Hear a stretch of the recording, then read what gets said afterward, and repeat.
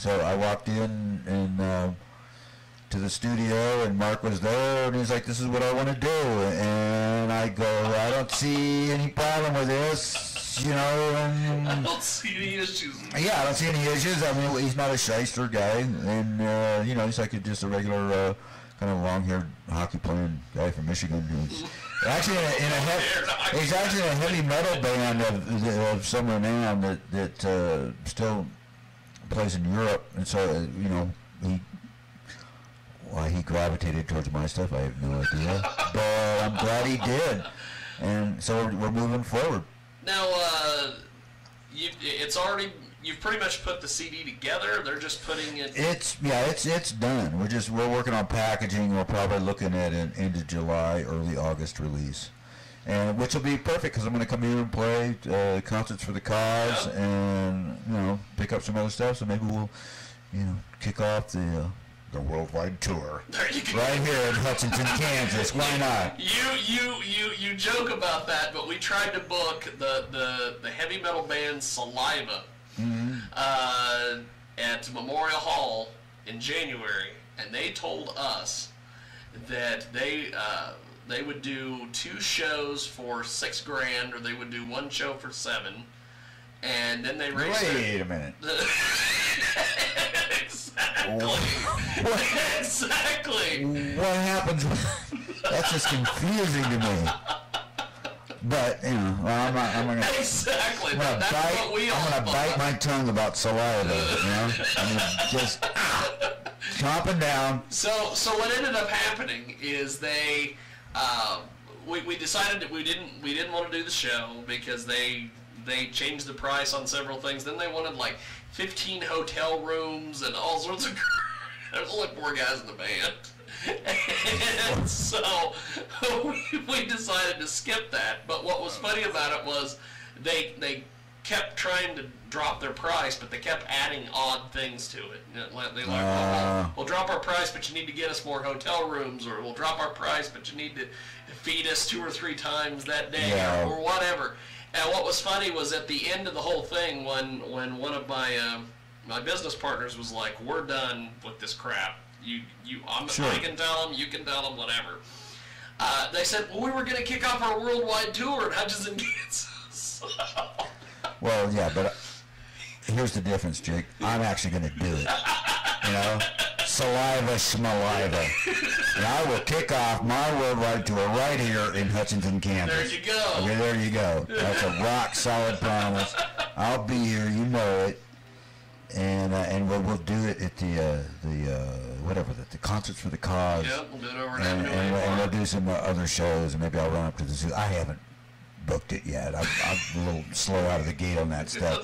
I'm lucky to be 2 weeks out as far as my bookings are concerned. Now you played Third Thursday. What was that? I did. What was that like with because there was a lot of activity going on Thursday? You know, I played Third Thursday. That's how I first came to Hutch. Somehow Jennifer Randall and I connected on Facebook, and I saw this thing, and I was coming through Kansas, and at the time, because I was playing a lot in Texas and Oklahoma and going up to Nebraska, and I was looking for a place to play in Kansas, and so I started playing Third Thursday. Started at Smith's Market. I always enjoy it. I never know where she's going to put me. Basically, just wherever Jen puts me is where I'll play. And I was in the art gallery on Thursday, which was a lot of fun. People came and went. We, at times we had a pretty good-sized crowd. At other times it was me and like one other person or something, which was fine. I'll always play, no matter what the circumstances. And honestly, when I play Third Thursday, I don't really know what else is going on the streets, because I take maybe a break or two, and then and I might wander around a little bit. It looked like it was pretty busy. Looked fun. It was a cool deal. Aaron Rodgers was playing down at Yarn. Yes. I'm a big Aaron Rodgers fan. I didn't get a chance to go down there and hear her, but I want to do a show with her sometime. I'm trying to make that happen. Yeah, make that happen, because she'll bring her dulcimer, and I'll play some slide guitar, and we'll make some interesting sounds. Well, Bob Colliday says that the dulcimer is the gateway to hell, unless Aaron Rodgers is playing it. Then it's Bob would know. I thought Bob Colliday was the gateway to hell. That's a direct quote right there. We thought David Vidal. Well, yeah, I think he's just trying to duck his responsibility there. Well, I asked him about playing instruments, and he's like, "Yeah, I play everything." And I said, "Oh, a dulcimer?" And he goes, "No." Yeah, well, that's what he tells me. It's the gateway to hell. He goes, "But unless it's." Well, Joni Mitchell played a pretty mean dulcimer too. She did some nice stuff on dulcimer. Yeah. So I don't know. It's just strange stuff. But let's talk about this this first album that we've got here, World of Trouble. World of Trouble is my latest release. Yes, indeed. I did this. I recorded it in Laguna Beach, California. Laguna Beach is a wonderful community right on the ocean. Thus the name Laguna Beach. Beautiful, beautiful beach. Yeah. And everybody is stupid rich in the town. So everybody's laid back because nobody cares. It's like I was doing a gig one time in Laguna Beach, and a homeless guy walks up to me, and he says, "Do you want a pizza?" And I was expecting some Domino's leftovers. He had a brand new pizza from a pizzeria, like in the box. And he said, "Somebody gave me this pizza. I can't eat it." But Laguna Beach is so wealthy that homeless people come up and give you pizzas. Laguna Beach is so wealthy. It's true. Homeless people give you the food. Yeah, like whole pizzas. That's awesome. It's messed up. And anyway, I recorded this World of Trouble at Steve Wood's place. He does a lot of film and television soundtrack stuff. He's worked with Kenny Loggins for years, and he's kind of a mainstay of the Orange County scene down there. Him and his wife Beth are in a band called Honk, which is they did the soundtrack for Five Summer Stories, which is a classic surf movie back in the day. And Honk will still fill a big venue.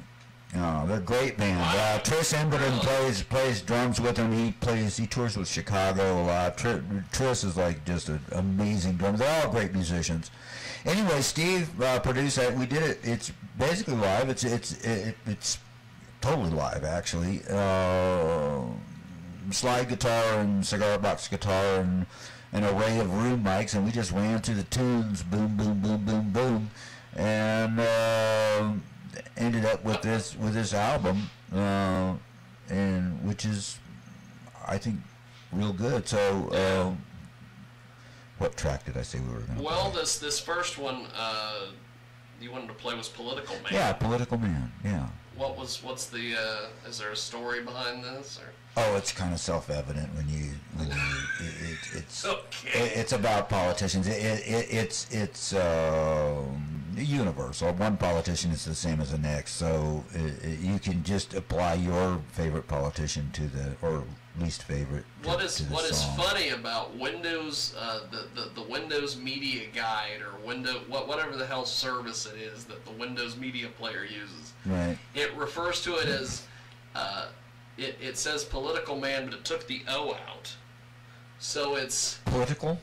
Political. Thank you. Yeah, I love the modern computer that just makes up your own words. Yeah, it's like whatever it is. Yeah, you're trying to say Tuesday and it says Tennessee or something. It's like, I'll see you Tennessee. It doesn't make sense, but you figure it out. And now we're all used to getting these messages, right? So we all try to figure out, well, what did somebody mean when they said? Yeah, and you get some pretty interesting stuff. Well, here it is. It's Political Man. It's David Vidal. It's off his latest, World of Trouble, and it's here on Radio Xenu and K-Rock's Radio out of Casper, Wyoming.